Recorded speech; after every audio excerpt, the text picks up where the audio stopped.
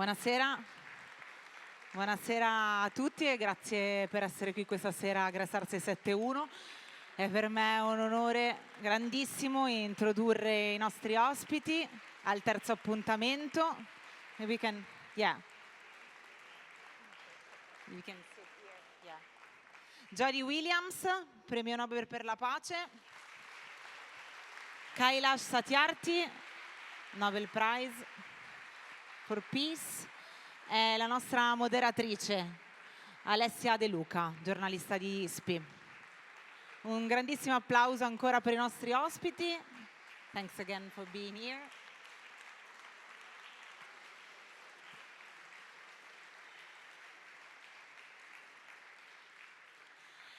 È per me quindi un onore grandissimo aprire questo appuntamento del Public Program, il terzo appuntamento di Bello, la cultura della pace, il nostro ciclo di incontri che vede diversi premi Nobel per la pace e leader internazionali parlare qui a Gres Art di temi quanto mai, come dire, così rilevanti e importanti come la diplomazia internazionale e il dialogo e la difesa, insomma, di quelli che sono tutti i presidi di pace e dei diritti umani.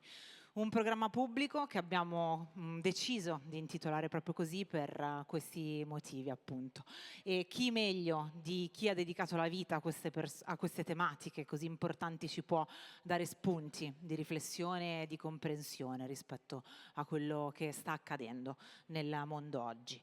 Come loro, come le tre grandi premi Nobel, grandi donne che abbiamo ospitato qui prima, che hanno permesso a noi di inaugurare questo appunto public program, abbiamo avuto Tawakkul Karman, Samian Kruman e Nadia Murad. Se insomma siete interessati e per caso aveste perso gli incontri precedenti, è possibile vederli integralmente sul nostro canale YouTube a Gres Art per appunto approfondire e amplificare ancora di più questi messaggi. E questi appuntamenti del public program ci permettono di fare un po' da contrappunto a quella che è la tematica principale della nostra mostra in corso, che si chiama intitolata The Bello Not So War and Peace, che è una mostra che avete occasione di visitare, attiva qui nei nostri spazi fino al 12 di ottobre, ed è una mostra che appunto parla, se qua, come dire, riflettiamo sulla pace all'interno della mostra e dei lavori che abbiamo raccolto e selezionato, cerchiamo di fare un po', come dire, un viaggio attraverso le storie dei conflitti, ma lo facciamo non parlando di un conflitto in particolare, ma mettendo sempre l'essere umano al centro, le sue emozioni e le sue sensazioni, come dire, perché al di là di tutto, dei conflitti, delle epoche storiche, quello che insomma è un po' cerchiamo e speriamo di riuscire a fare qui oggi è di restare un po' umani anche nella riflessione, di trovare ambiti di dialogo e di approfondimento un pochino, come dire, difesi da quello che sta accadendo nei media e quant'altro. Ma venendo a noi oggi, prima insomma di lasciare la parola ai nostri ospiti, permettetemi di ringraziare chi rende tutto questo possibile. Il primo ringraziamento va a Fondazione Pesenti, che col suo impegno costante e continuo, il suo supporto e la sua rete internazionale, il suo network di contatti ha permesso questo public program con nomi così rilevanti, quindi un grandissimo grazie va alla Fondazione. E un altro grazie infinito va a Ital Mobiliare, che ha permesso che tutto questo insomma esista e permette che tutto questo continui a esistere giorno dopo giorno, e crede, finanzia continuamente e sostiene il progetto, quindi grazie. E poi un altro grande ringraziamento altrettanto importante va da me a tutto lo staff, da me, da noi, insomma, a tutto lo staff di Gres Art. Siamo molto emozionati perché è un momento importante per noi. Oggi è un anno che Gres Art è aperta e spegniamo, come dire, la nostra prima candelina qui in questo modo. Grazie.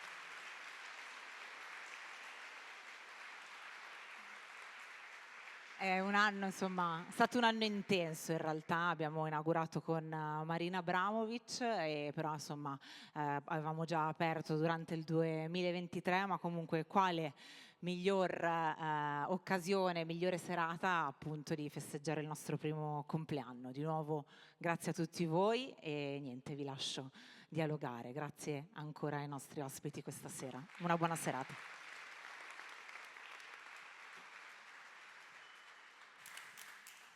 Buonasera, buonasera a tutti. Io passo subito all'inglese perché so che c'è una traduzione in sala. So welcome and thank you for being here. It's a real pleasure to host this conversation tonight. And I would also like to thank the Pesenti Foundation for organizing it, the Pesenti family who strongly supported this initiative, as well as Gres Art 671 and the city of Bergamo for hosting us. I think that we all share the same feeling that we meet at a very delicate moment for peace. Wars, violence, political instability seem to be everywhere.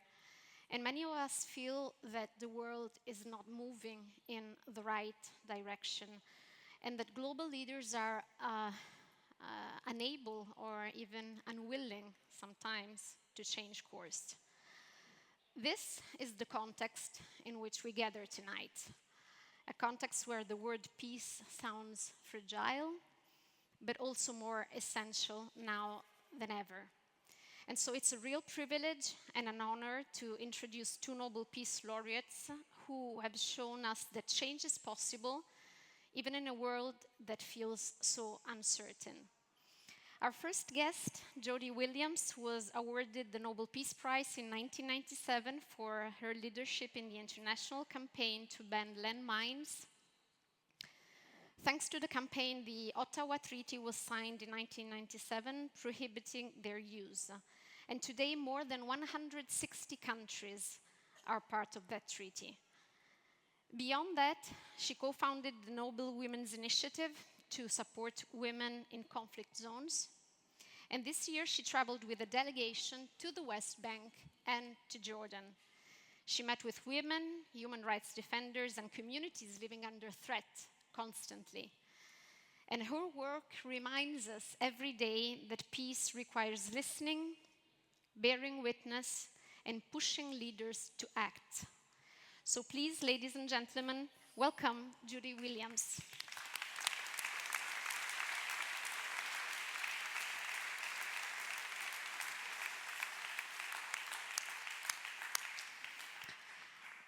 Our second guest is a man who's dedicated his life to protecting children. In India and far beyond, he has rescued tens of thousands of boys and girls from slavery and exploitation. He built the Global March Against Child Labor, which led to the adoption of the ILO Convention 182, a crucial international convention against child labor.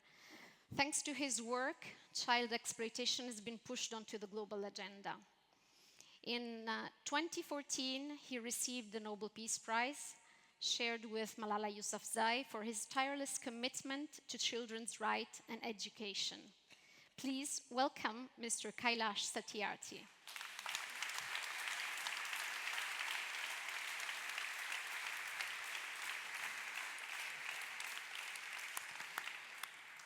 And so before starting our discussion, this conversation tonight, let's watch together this short video message.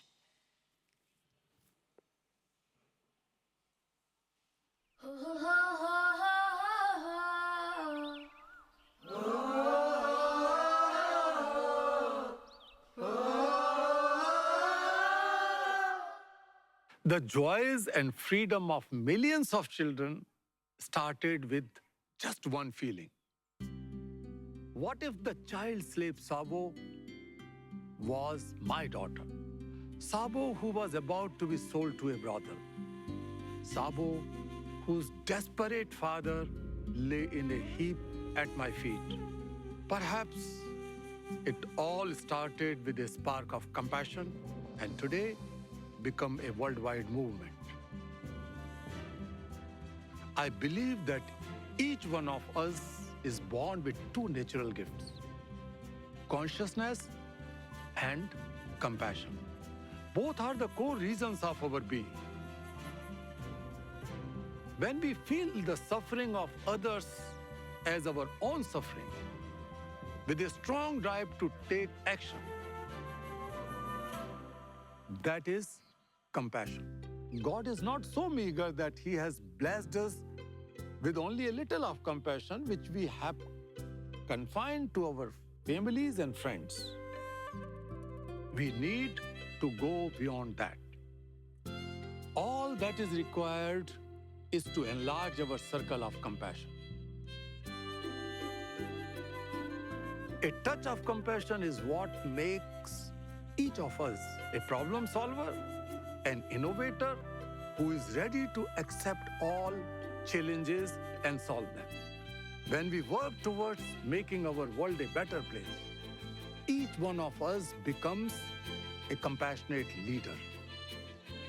In fact, all world religions and movements were born out of compassion.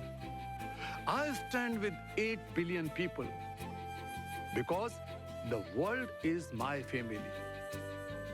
In this age of interconnectedness, are we really connected with each other? Compassion is the greatest form of connectedness and love. There is no curse bigger than being alone. Loneliness is frightening. If you are connected, you are fearless. And we are the safest if we feel like a part of our global family. We are the mothers of the children. They have been taken back.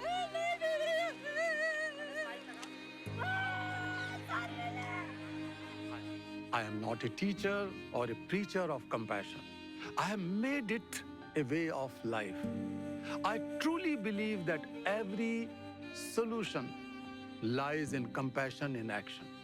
So, my dear friends, as we globalize markets, resources, and data, I urge you all to globalize compassion. Sangachadvam samvadadvam sambo manansi janatam deva bhagam yatha purve sanjananam upasate.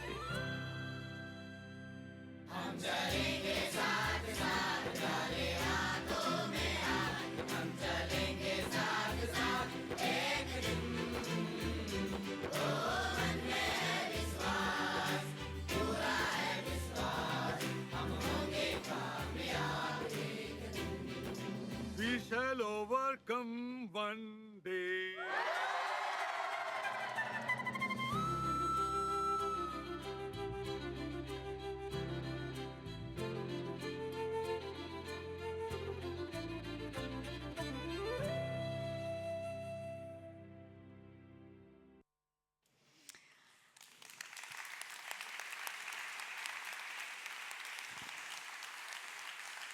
Thank you. Thank you. That was really, truly inspiring. So, Mr. Satyarthi, in your video, you talked about compassion. But in today's world, we see that countries are competing for everything, for resources, for power, for borders. And even multilateralism, which is the main idea of coming together and making things together, seems stuck. So how do you start talking of peace in such a world? Well, thanks to the foundation and the city and all of you. Peace is inevitable. You can put peace in danger, risk, compromise, but eventually the human mind, the human heart wanted to live in peace. You're right that we live in era of aggressive competition, not simply competition. Aggressive politics, aggressive business and corporations, aggressive faith and institutions in many and most part of the world. So we see the aggression which is growing very fast. It's true that there is no a ready-made answer to the peace. If two of us could do it, we would have done it last year, or year before last, or 10 years ago.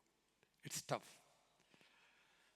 So I thought that we have to find leaders in all walks of life, in politics, in businesses, in civil society, in faith institutions, who are living compassion. So we have to build a collective moral voice of compassionate leaders. The second thing is that we have to create compassionate leadership in schools, colleges, universities, because peace is not going to come immediately, as I said. It will take time. And let me tell you, compassion is not kindness, not mercy, sympathy, not even empathy.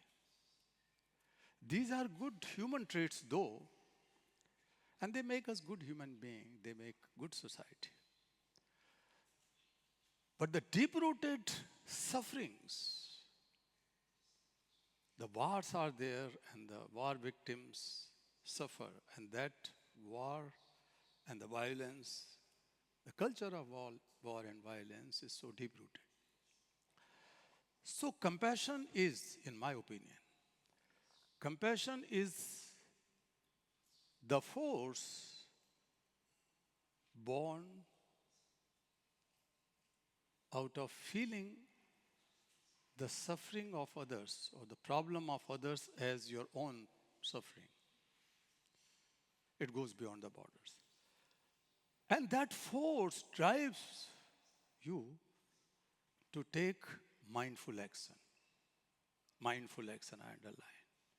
Sometimes we can fall into the well of suffering if we are simply empathetic. And this happens with some doctors. I have seen this happen with some police personnel also. Because these great human traits, great values and virtues cannot challenge and change the deep-rooted exploitation, injustice, violence. Compassion can do. And that's why we started working among universities in India and different parts of the world. And we started engaging young people. Only 2 months ago, we gave a call that in India, we wanted to organize the summer school, Satyarthi Summer School. And that was just on social media. We don't have enough resources to put everywhere and advertise. I tell you that the youth are so eager, so hungry for transformation, for peace, for betterment, for justice.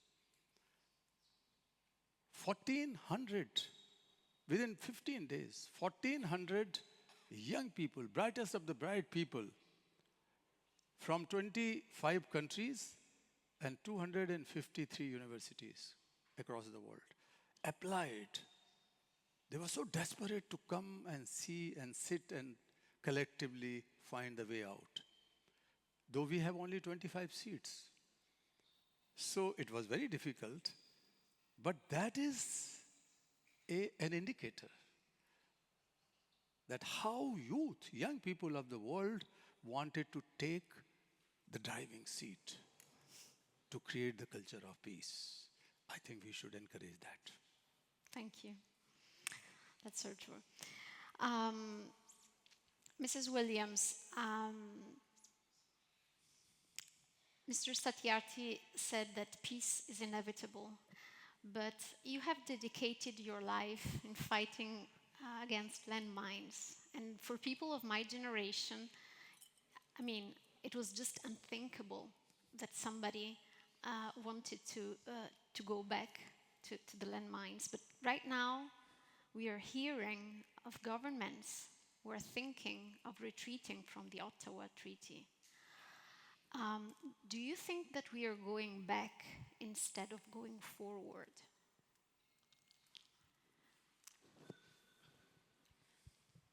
I think that we are in a hard place. It would be easy to say, no, we're going forward. Right now, we're not. There are elements of going forward. But if we pretend that we are going forward, we will find ourselves in an even worse place, in my view. I haven't dedicated my life to landmines. I started my work against war with the Vietnam War waged by my country.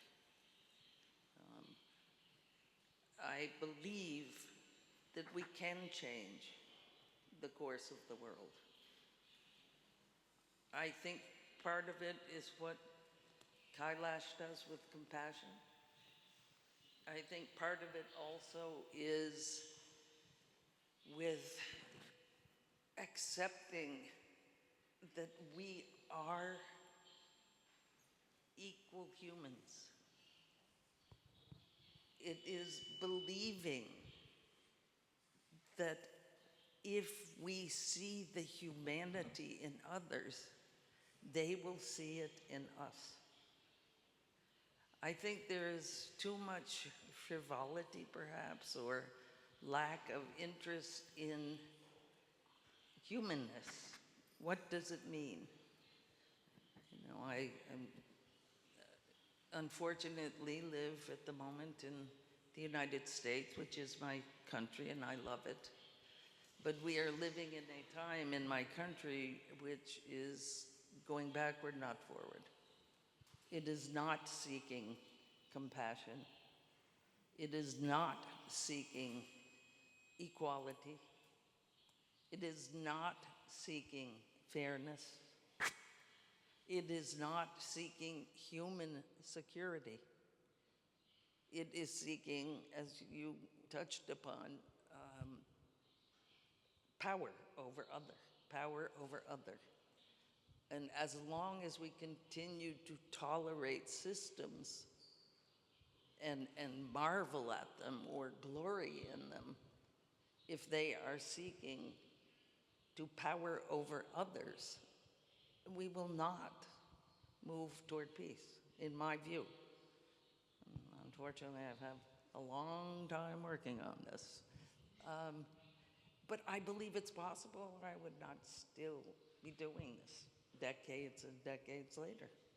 I think what happens when we despair of the possibility of compassion, when we despair of the possibility of people actually finding their moral compass, believing that they have a moral compass, acting on their moral compass, we go backwards. When I have felt despair, and believe me, over all the years of the various things that I have worked on, of course I felt despair, I'm human. But what changes my despair to hope and belief is when I join with others who share the same common vision of a different kind of world. A world that is not seeking the security of the institution of the state. It is a world that is seeking a different way to treat human beings as equals, seeking a way to have a moral compass and say no when they see no is what is necessary. I truly believe silence is complicity. If you see evil, you know it's evil, and you do not say a word or do something to try to change it, it's complicity, in my view. I'd go on about my president. He's not my president, that fellow.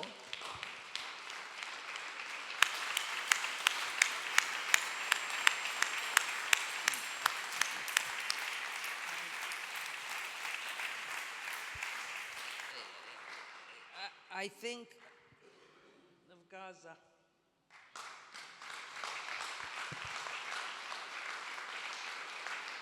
I think of South Africa. I think of the Democratic Republic of Congo. I think of places where there is no belief that they have a future. I think of my country, which is a warrior country. It is a country built on violence and war and genocide. It does not have to stay that way. No country has to stay the way it is. But we have to be responsible for the kind of countries, the kind of world in which we want to live. We cannot wait for the other guy or the other girl to take action. We must join together in action to make a different world, and I know it's possible. But it takes a moral compass. If you know it's wrong, say it's wrong. When we had the election of the current president, he sought to give us fear. He sought to silence us. Because if we spoke the truth that he did not want to hear, he would come down on us. That is not good enough, in my view. If I know it's wrong, I will speak about the wrong. If I know it's wrong, I will find others who feel the same and have the moral compass to take action for the greater good of all of us. And lest you think I'm Mother Teresa, I am not. I don't love everybody. There are people I don't like. I could name many. I named a few already. But I still want them to have the opportunity to live in a world where they are treated with dignity, honor, and have the right to be who they want to be. We all have to work together, and we can do it. Thank you.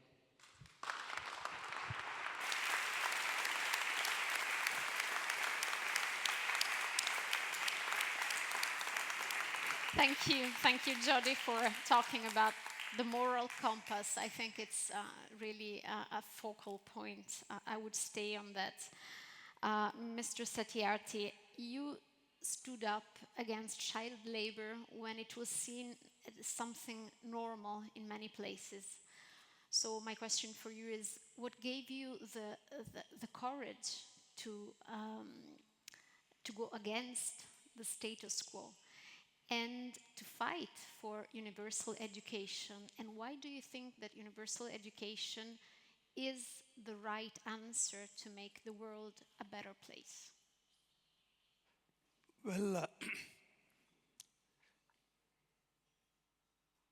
there are two incidents. When I went first time to my school in my small hometown in central India, I noticed a cobbler boy sitting outside the school gate. He was looking at us with empty eyes. Perhaps we are going to give him some job of shoe shining. And I looked at him, and I know that every child was wearing new or polished good shoes. So it disappointed me.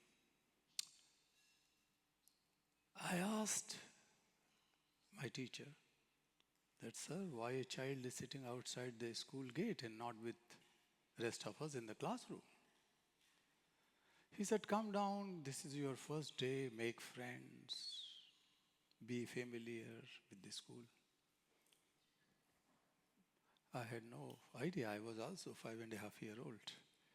So when I came back from school, I saw the boy still sitting under the open sky, scorching heat.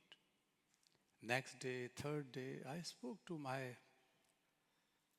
mother and my other friends, wise people, elderly people. Everybody tried to convince me that, look, this is not uncommon. Poor children have to work and help the families.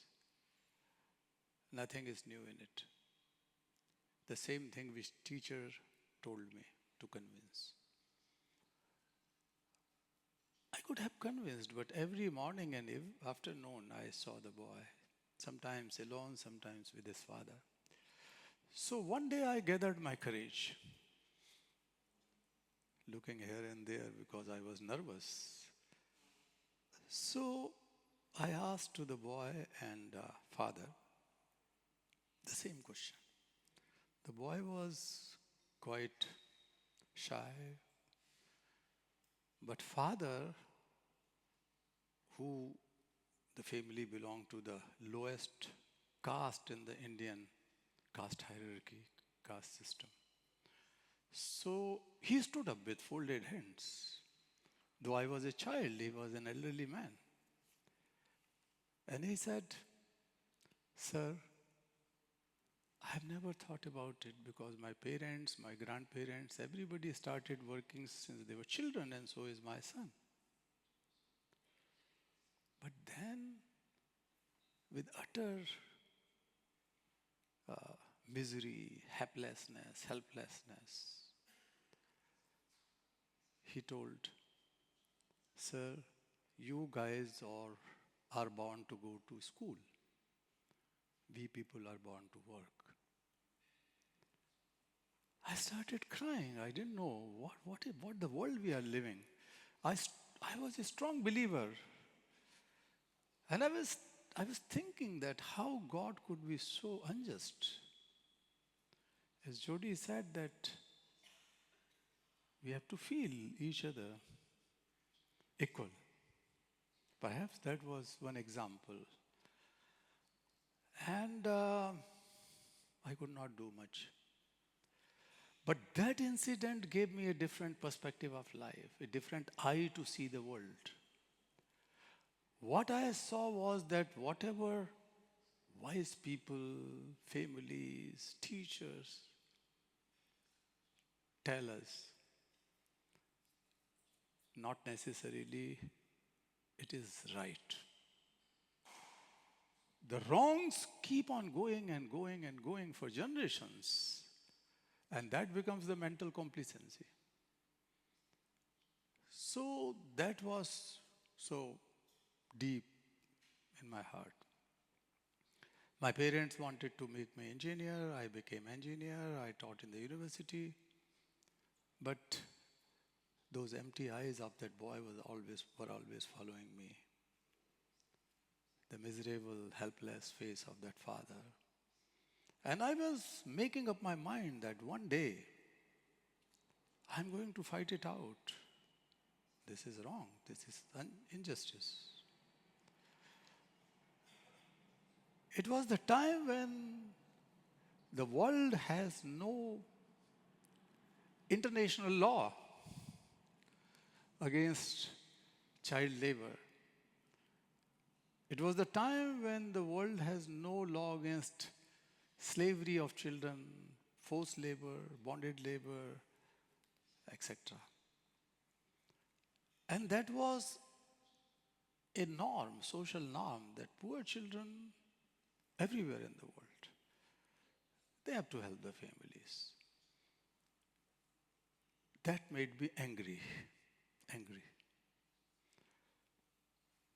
Anger not for destruction, anger not for violence, anger not for taking revenge from someone.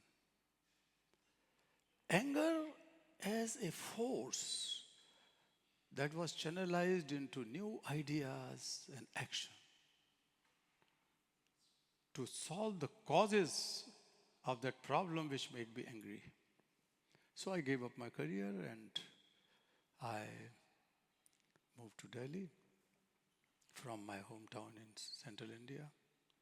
I started a journal, so I belong to your category also, some DNA. So, because the idea was that nobody was listening to me. How many times, with how many people I will talk that this is wrong, this is wrong, this is injustice. People say, no, what nonsense. Of course, my mother and everybody said that if you wanted to help these children, open an orphanage, open a poor children's school. But that was such a systemic, structural, deep-rooted, institutional, political, social, cultural problem, slavery of children,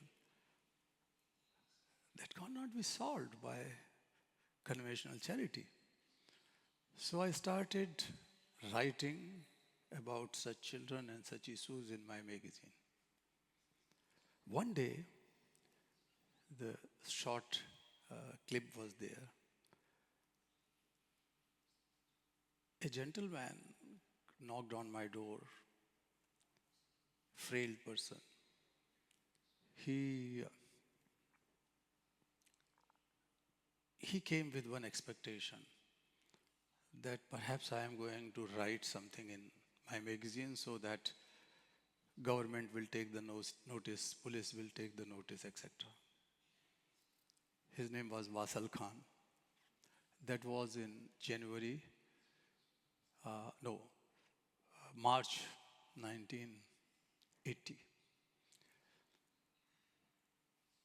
So when he was telling his story, I was quite shocked. I knew about the exploitation of children, but he told that several years ago, 17 years ago, he, along with his wife and number of other people, were trafficked, were lured away from their native village to work at a brick kiln, where they were held slave, never allowed to leave the place. Lot of abuses, sexual abuses were going on. And then, one day, Wasal Khan and his wife were very sad when they saw that some people from the brothel agent are coming to buy their 15-year-old girl.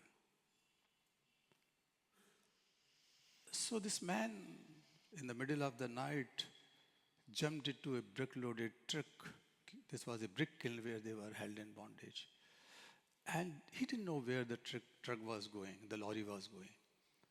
The lorry reached to a bigger city. And then he was knocking on every door. He was pleading on the road, please save my daughter, please save my daughter. So luckily, someone was the subscriber of my magazine. And the magazine's name, Jody would like, Struggle Shall Continue. That was the name of my journal. Struggle is still continuing. Yeah, no. You are struggling. I am struggling. So,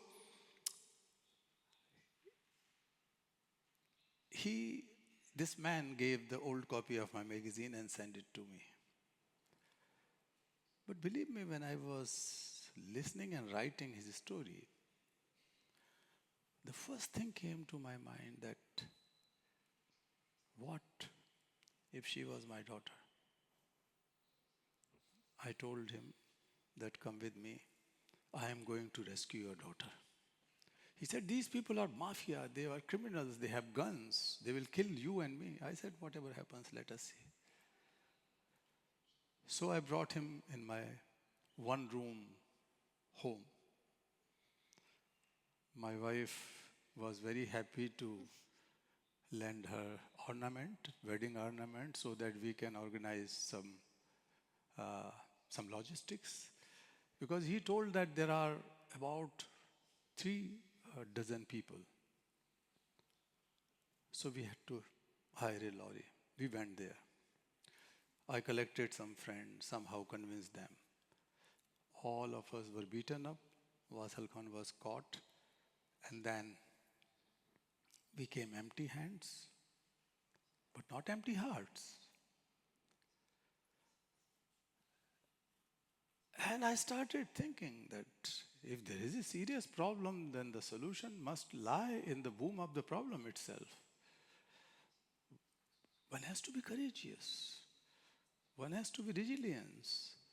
One has to be mindful. We can find some way out. So all of us came back barefooted, torn cloth, to Delhi. And somehow we found a lawyer, we went to the High Court of Delhi, and the High Court has admitted the petition, and within 2 weeks or less time, 36 children, women and men were freed. That was the first recorded, documented incident anywhere in the world that some slave people have been rescued by some individual or some group of young people. And when I was bringing those children, men and women, with the help of court, these children were dancing on the road. They have never seen road. It was something like you keep many frogs in a basket and you open the cover and they run here and there, and cars were honking and all these things. And they have never seen cars. They have never seen. All of them were born and grew up in slavery. So when I saw the tears in the eyes of those mothers, they were hugging their children, kissing again and again. It was beyond their comprehension, imagination. I could feel the glimpse of divinity, the glimpse of God, the blessings in those tears of joy that came out of freedom. That was the force which drove me all my life.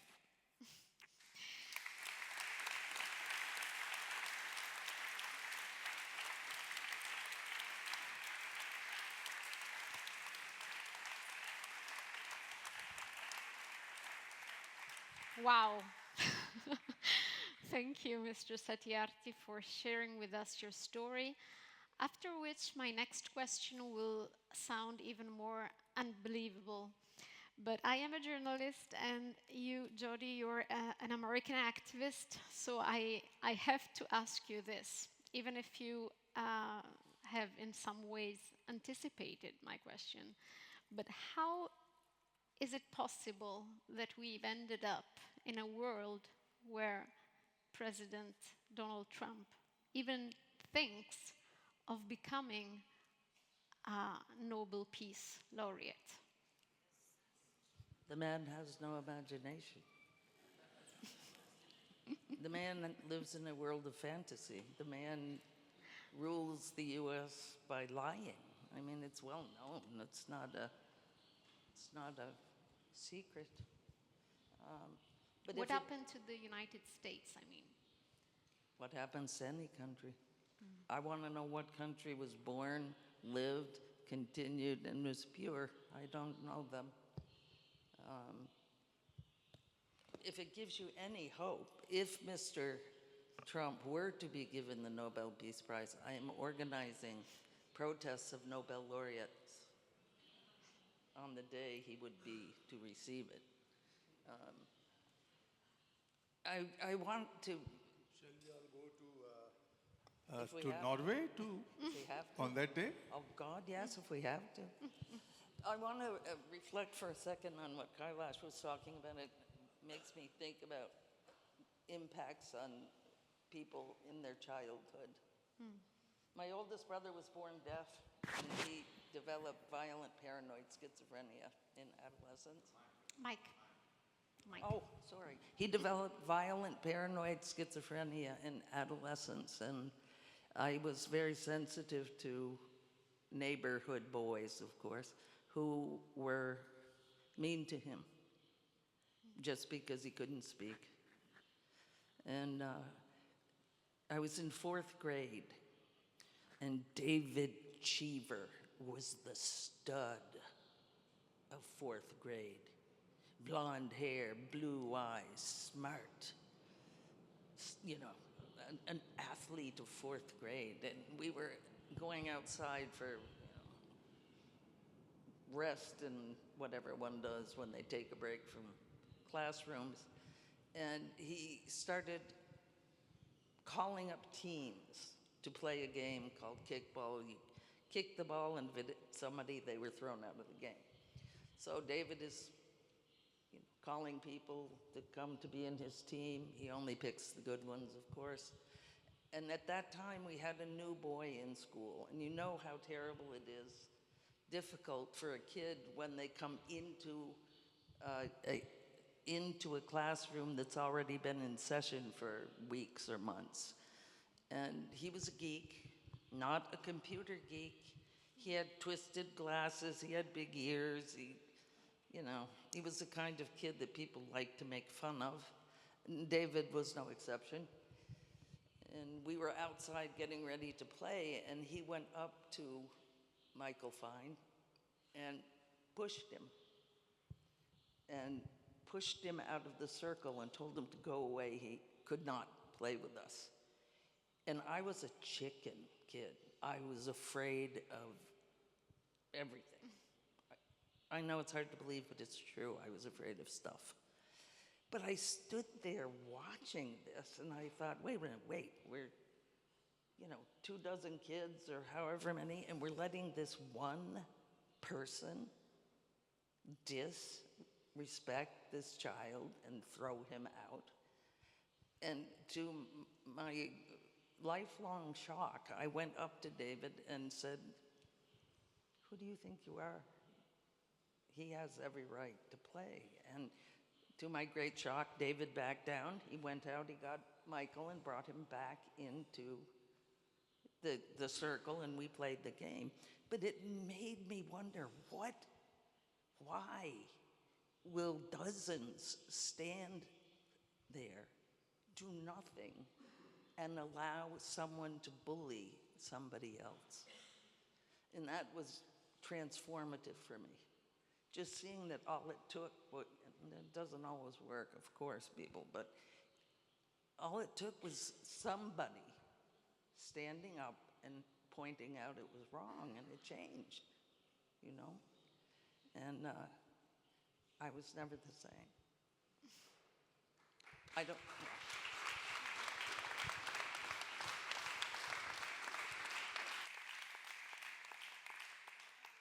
Point I want to make is about anger. I was speaking somewhere out in the west of the United States, and I was fired up. And I don't know what I was ranting about, but it must have been something powerful. And this woman, when it was question time, raised her hand and said, what is wrong with you? You're so angry.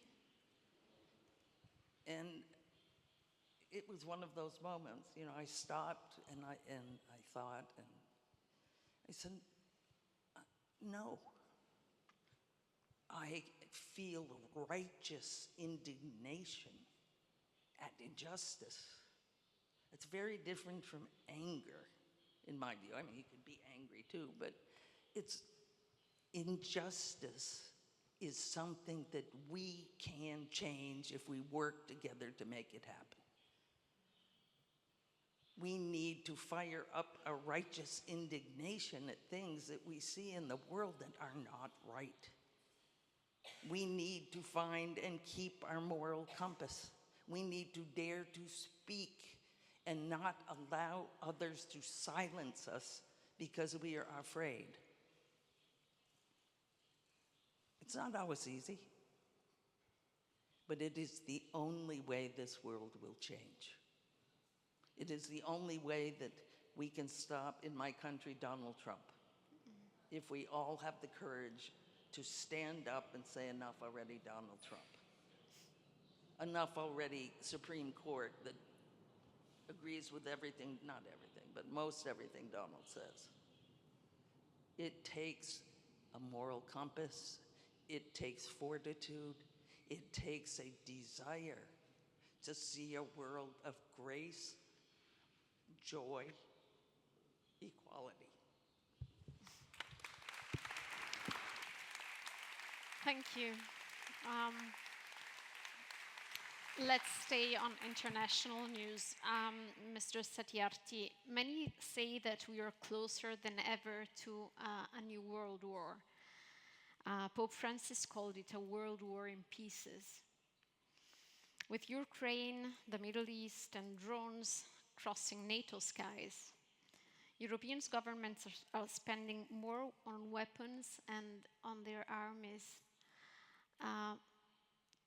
To some people, this seems justified in some ways. Do you think this is the way to feel safer, or it's a dangerous path that makes war inevitable? I fully endorse and agree what Pope Francis has told. This is the war going on in bits and pieces, and Jody mentioned. Well, the presence of any war anywhere in the world is a proof that humanity, human beings, we have not yet civilized. Civilization should lead to togetherness, lead to helping each other. That brings connection and that brings peace, trust. So, Judy mentioned Gaza.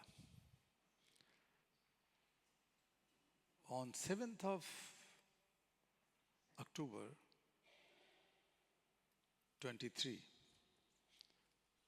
when the Hamas has kidnapped and killed Israelis, it was sin, it was crime against humanity, undoubtedly. But I tell you my story that, and that was the story of many of us, knowing the history. We started thinking that the retaliation would be hundreds or 1,000 times severe and disastrous. So I called some of my leaders in India, leaders from all sections of society, Hindus, Muslims, Christians, Jain, others, Buddhism.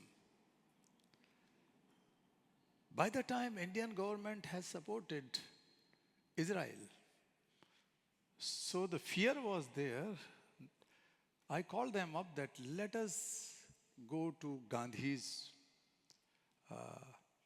memorial.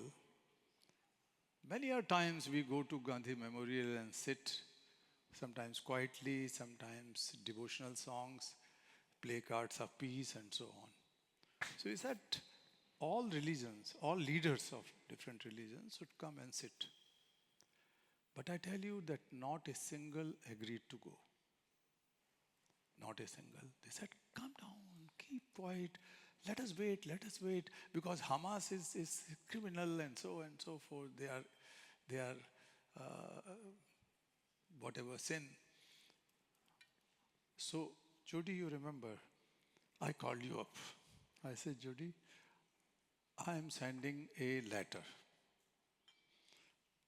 a common statement, where we are saying that all Israelis' children are our children, all Palestinian children are our children. Children are the worst sufferers of all calamities, all wrongs which we, wise people, powerful people do, and they are the worst victims of wars. And the danger is that in the future, the children in Gaza will suffer a lot. So let us call for peace. let us be compassionate to our children. So she said, oh yeah, Kailash, do it. So I drafted a letter. I sent it to her and Lema, another laureate friend. She said, yes, go ahead. So then we sent a letter to all the Nobel laureates, not peace laureates, but all the laureates. And 103 laureates have signed that. They agreed that yes, children must be safe. Children must not suffer of wrongs and evils, what the politicians, what the governments, what others do. So then that simple thing, simple statement, was sent to every single president and prime minister, king, queen, because it was signed by 103 Nobel laureates. Some responded, offices responded, most not, because the world was so divided. That time, people were divided. In every country, it was like Islamophobia, like supporting Israelis and so on and so forth. But for us, everyone was the part of our family, global family. So we tried. But today, almost every day, every other day, children in Gaza are killed. They are maimed. They are orphaned. They kept to starve.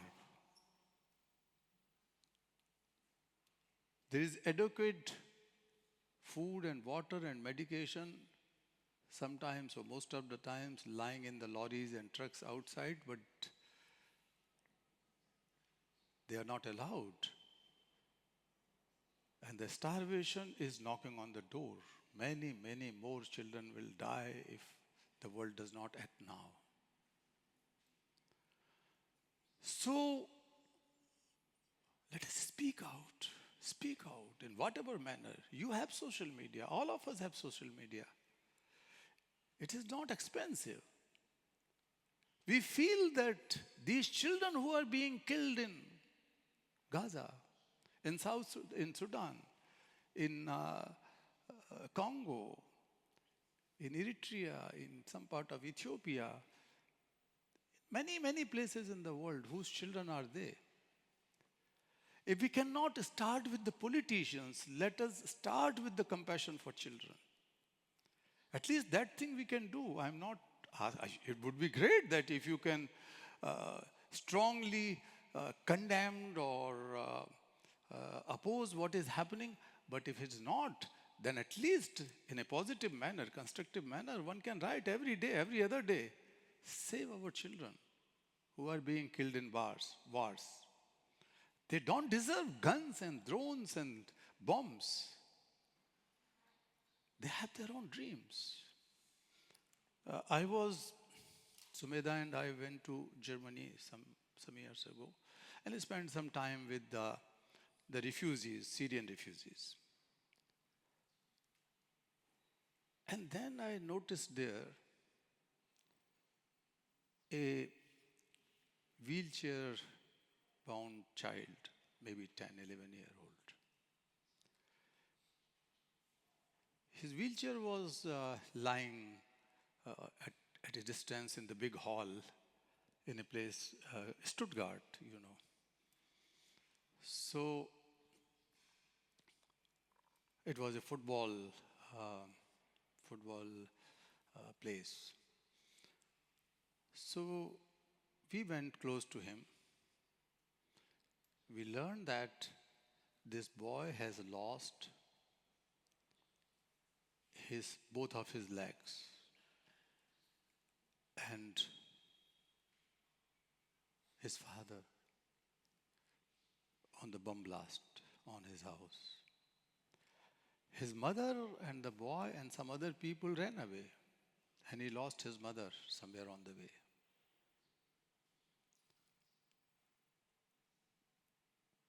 But when I was trying to console him, and asked him, my son, these Germans will help you, they are helping you. And Angela Merkel was, I have met her a couple of times in this connection. So, you will definitely be given good education, what you wanted to do here in Germany. He challenged. He said, what are you talking? After I wanted to become engineer, I wanted to go back to my village, and I will construct my home and all the village. That is my dream. War is this. So, we have to build a culture of peace. And the culture of peace could be built when we acknowledge each other's problem, even in our homes, in our neighborhoods, in our cities, in our workplaces. And then connect with those problems and those people. Feel those sufferings and problems. That could be the mental agony, that is suffering. That could be hatred cropping out inside our mind. That could be a suffering. Or any other suffering. And that feeling should lead to mindful action. That will create the culture of peace. Because when we feel the world is one family, there is a saying in India, exactly what you said. It says that this is mine and that is yours. Is the feeling of people of mean mentality.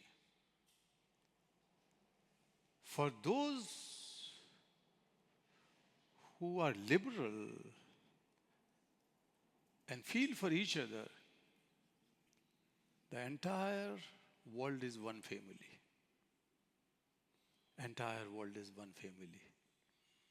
So that sense of oneness of the world can bring peace. And the problem is serious. The problem is that the serious problem with the politicians and with most of us in our personal life, social life, that we are losing the sense of moral responsibility. We are losing the sense of moral accountability. Legal accountability we care of. The finance department, that department, police, this, that. But there is a moral accountability to each other. Because we have to feel gratitude to each other. If I am sitting here, how many people, I don't know, how many people had brought me to this chair? The building, you see, there are masons, there are electricians, there are many, many people. So that gratitude will feel us some sort of connected with each other. And that, I'm talking of building the culture of peace, not the political solutions of the peace. Culture of peace. Gratitude to each other. And that should build the gratitude among the nations, between the nations. Because no country can say that they are not dependent, they are independent. No country can say in the world. Data, information, market, everything is. But that sense of mutual gratitude, that sense of mutual responsibility is lost. And moral compass, as you said. So, moral accountability, moral responsibility, and moral compass has lost. World has never been so wealthier, so well informed, so fast, so connected through the technology as it is today. Lekin despite that, we try to find solutions in aggression and violence in our neighborhoods. That aggression, that violence takes place first in our minds and then we exercise it. So we have to get rid of it. First of all, we should be peaceful in our personal life. And then we slowly build the culture of peace. Of course, on the other hand, we should keep on fighting. We keep on raising the voice against all those evil people in power who benefit out of wars. And the war industry, they also benefit out of it immensely, so they keep on. So we have to attack them, we have to oppose them, we have to write against them, speak against them, these war industry people.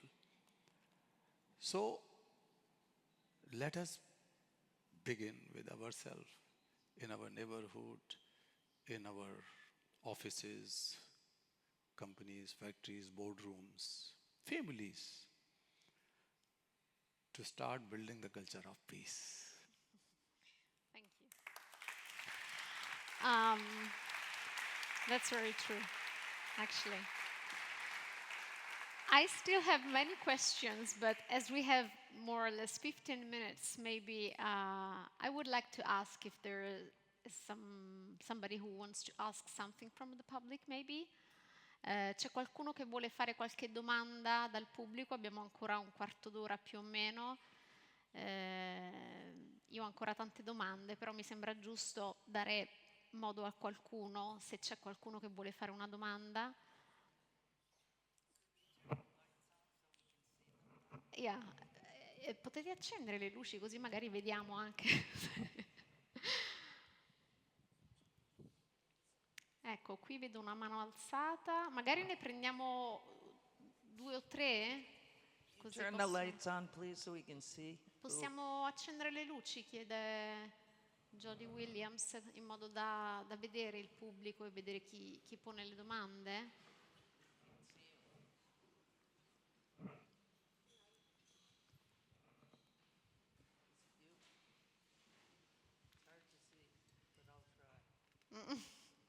Buonasera, innanzitutto grazie per tutto l'amore che state portando all'umanità e al cambiamento.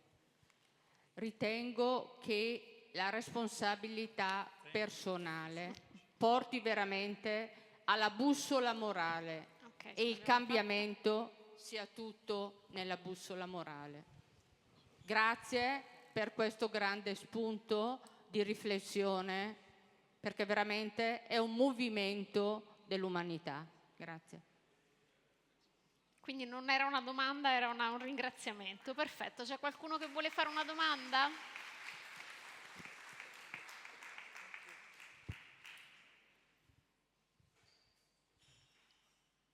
Non siate timidi? Eccola, ok. Hello, Jody. I think we met a few times in the past. My name is... Abbiamo dei problemi. My name is Giovanni Diffidenti. If you remember me, we met in Cartagena during one of the conventions for ICBL. Anyway, I just wanted to ask you one question, which is, we know there are 5 European countries who, unfortunately, maybe they will pull up on the Ottawa Treaty. What is going to be the next step for the ICBL CMC?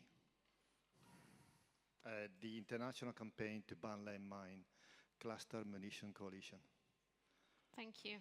Maybe we can ask if there's some other questions. Qualcun altro vuole fare una domanda? Okay, let's go ahead. Thank you. As you can imagine, since you know the campaigns, initially when we heard that some of the Baltic states were going to leave out of fear of Russia coming across their borders, immediately the campaigns rose and started an education campaign to try to stop them. It did not stop them. I'm not sure if I said this before. I can understand the immediate gut response when you see what Russia has done to Ukraine. Why you would want to, fortify your borders and think it would keep you safe. The problem, as I think I said before, is that landmines have never determined the outcome of a battle. Landmines have never won a war. Landmines lay in the ground and wait for a victim, and they do not care if it's a soldier or a child. We continue to try. We continue to try to educate. But it is fear, which speaks to what we've been talking about. We need to build cultures of trust and peace. It sounds ridiculous, but I know it can be done. We both know it can be done. I think, too, that there should be huge efforts against the weapons manufacturers in this world. The manufacturers of killer robots is what we call them. They're called drones by others. What a cowardly way of combat, sending in unmanned weapons that on their own can target and kill human beings. What kind of human beings are we that think that is okay? What kind of human beings are we that allow producers to make these weapons of war? My husband and I in our kitchen started the campaign to stop killer robots. We have not succeeded as of yet, but you don't take up a struggle because it's going to be fast. It's nice if it's fast. You take up a struggle because it is right. You take up a struggle because you want to dignify humanity. You take up a struggle because you do not want to support people who kill for money. That's the only answer I have. You have to care.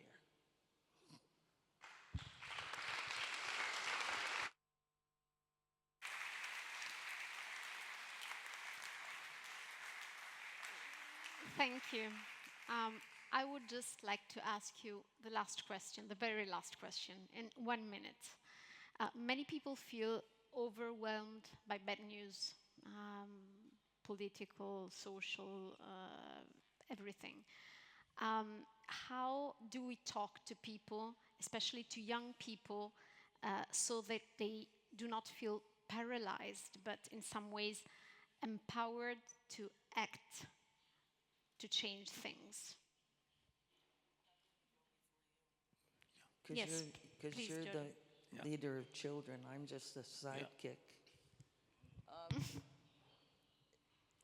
You have to help them see that action does have positive results. It does.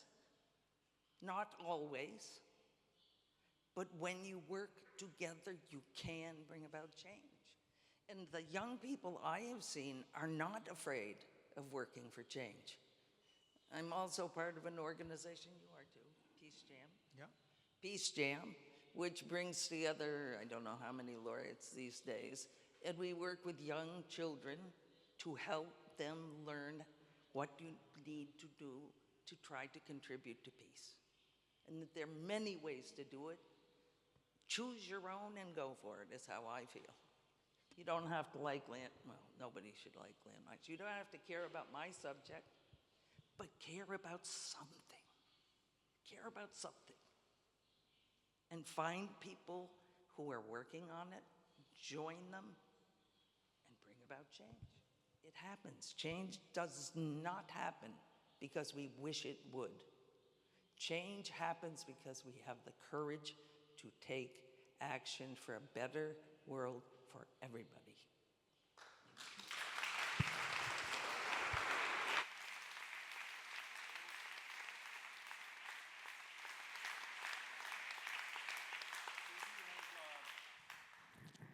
Given an example of Peace Jam, both of us are involved with that. So that is one area where the children in schools, basically schools, but sometimes in universities, colleges are involved, and they are in fact encouraged to take some service projects. They go in the communities, they work, they make some kind of positive illustrations, inspirational illustrations on pieces of paper, and one of the laureates go in their congregation every year.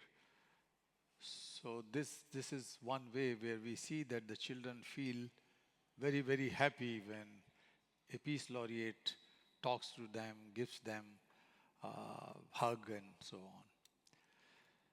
But I think that this should be the role of state. The state should encourage, or not encourage, but make schemes where the school-going kids, right from the early age up to the college, universities, they should be given some task in the neighborhood, task of problem solving, where they feel that they are acting, they are in action to bring about change. There are so many problems around us. They can go to slums, they can go to poor communities, they can learn more about the problems. Even there are some students who are not so fast in learning some subjects. So other young people, the peers, can help them, and that should be the part of curriculum, that should be the part of the school program. And for these kind of service project or problem solving projects, these students should be given marking so that they can be encouraged to so for that. So apart from the competitions, games competitions, cultural activities and so on, the exposure, learning,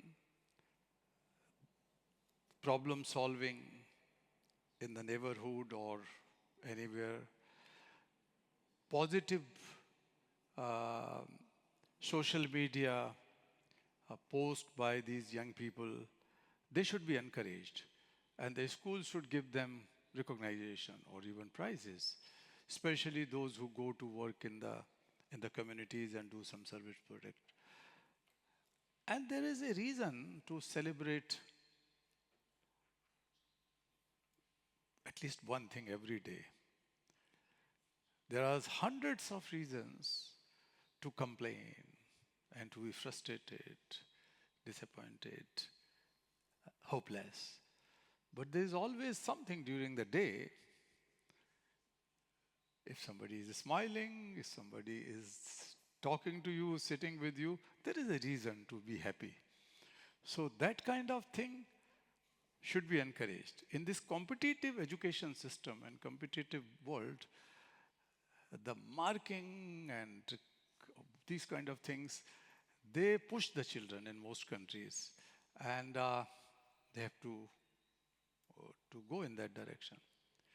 Highly competitive.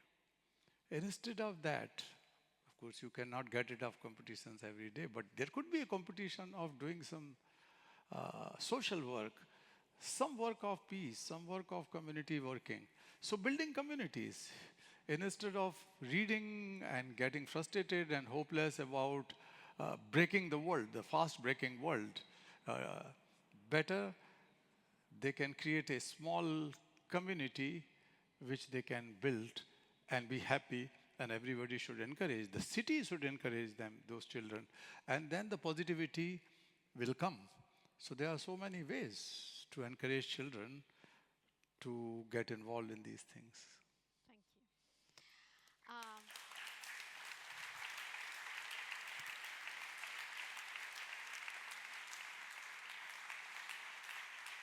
you. Unfortunately, our time's up, so I would really like to thank Jody Williams and Kailash Satyarthi for your passion, for the inspiration in your words, and for reminding us that peace is built by people who act. So thank you so much.